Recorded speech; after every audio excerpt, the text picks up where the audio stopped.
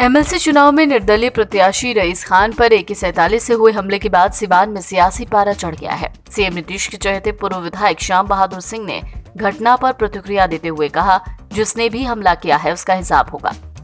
उन्होंने विरोधियों पर हमला बोलते हुए कहा कि रईस खान को वो चुनाव लड़ा रहे हैं, ऐसे में उन पर गोली चलनी चाहिए। श्याम बहादुर सिंह मुख्यमंत्री नीतीश कुमार के करीबी माने जाते हैं, 3 बार जदयू के विधायक रहे हैं। AK-47 से हमला हुआ है रईस खान जी पर, क्या कहेंगे? बहुत गलत बात है जी। बहुत जितना निंदा कल जाए कम बा। जी जी राजनीति के बात है, हत्या का राजनीति कल ठीक नहीं है। जी जी AK-47 होके AK-47 होके जे भी काम कैले बा बहुत गलत बा, लेकिन हिसाब हो जोड़ के ऐसा बात नहीं है। जी भाई तो हमारा पहुँच गई है। जी जी हिसाब हो हिसाब होगा। हाँ एकदम हिसाब ले आई। चुनाव बिल्कुल शांतिपूर्ण हुआ और शाम में जब ये घर जा रहे थे तब हमला कर दिया गया। हाँ बिल्कुल हिसाब हुई। तो आप SP से या यहाँ से जो यहाँ के जो पदाधिकारी उनसे बातचीत हुई है इनके सुरक्षा को लेकर के? बिल्कुल अभी सुरक्षा का डिमांड करता नहीं अभी तुरंत जी DM साहब से SP साहब से, लेकिन जे भी काम कैले बा जी बक्साई ना जी जी ठोक के जवाब दिया।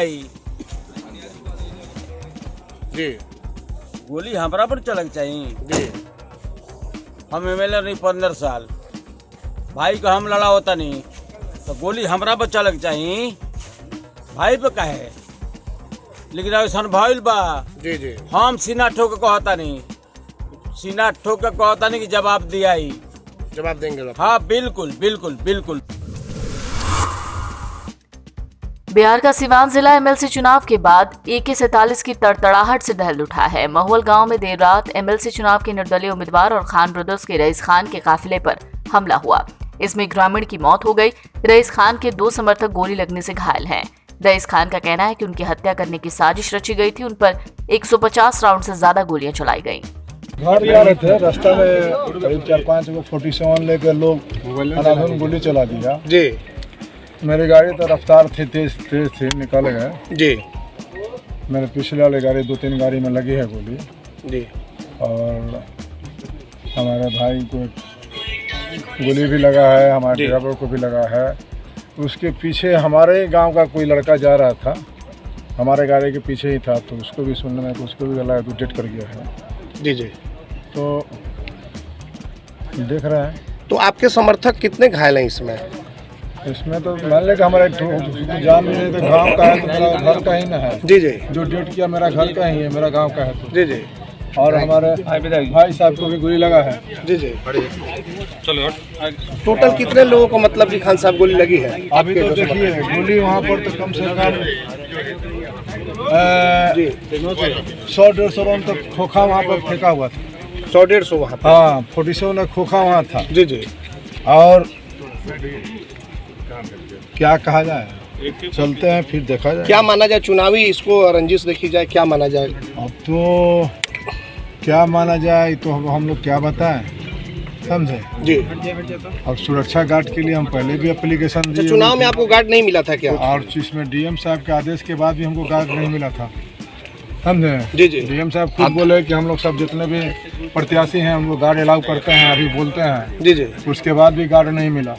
अभी क्या हाल है, अभी कैसे क्या सुरक्षित है जो लोग खतरे से बाहर हैं? कि अभी एक आदमी का जो अभी ऑपरेशन हो रहा है, जी जी वो कुछ ठीक है।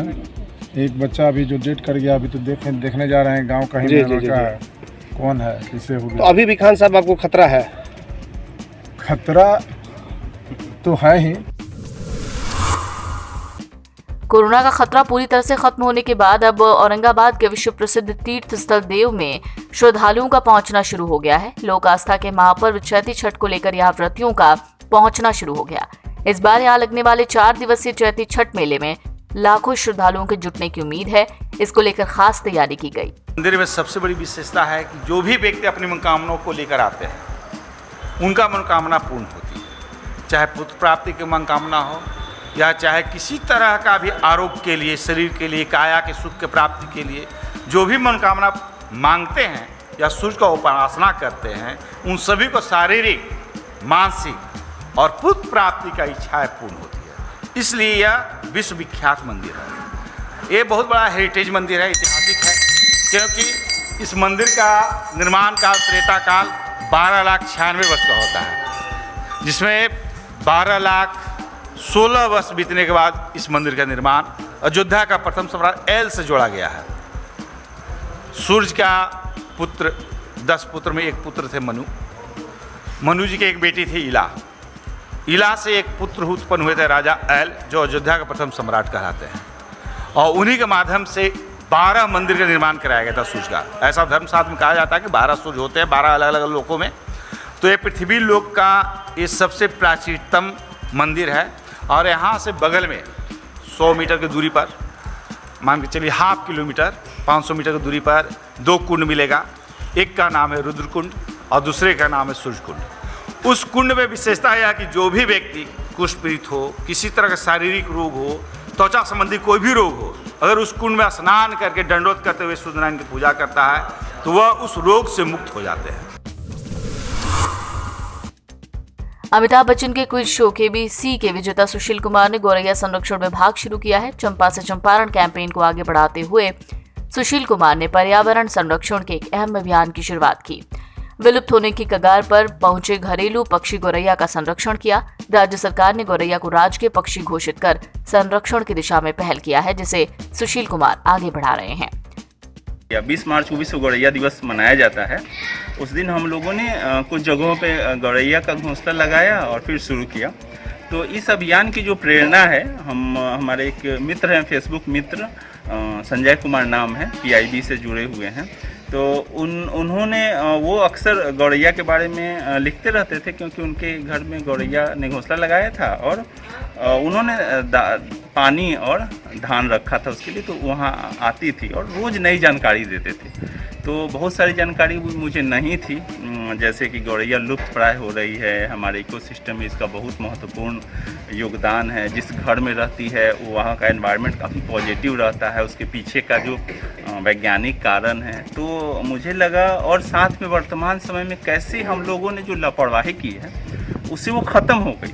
पहले हमारी परंपराओं में था कि हम लोग पानी और आंगन में पानी रखते थे और ऊपर धान रखते थे जब, और पहले इतना, और गौरैया साफ पानी पीती है। गौरैया की विशेषता है कि वो गंदा पानी नहीं पीती। तो पहले नदी थे, छोटी नदियाँ थी, नाले थे, सब कुछ साफ़ सफाई था। तो पानी का भी दिक्कत था, चापाकल या कुआं था तो उसके पास भी पानी रहता था। अब तो कुआं भी नहीं है और चापाकल की जगह पर लोगों ने मोटर लगा लिया, तो पानी की दिक्कत हो गई।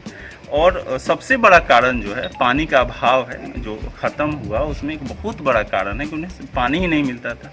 तो हम लोगों को लगा कि नहीं, एक जागरूकता अभियान चलाना चाहिए जिसमें गौरैया संरक्षण के लिए घोंसला लगाए, साथ में हम अनुरोध करें कि वो पानी रखें, उनके लिए ध्यान रखें।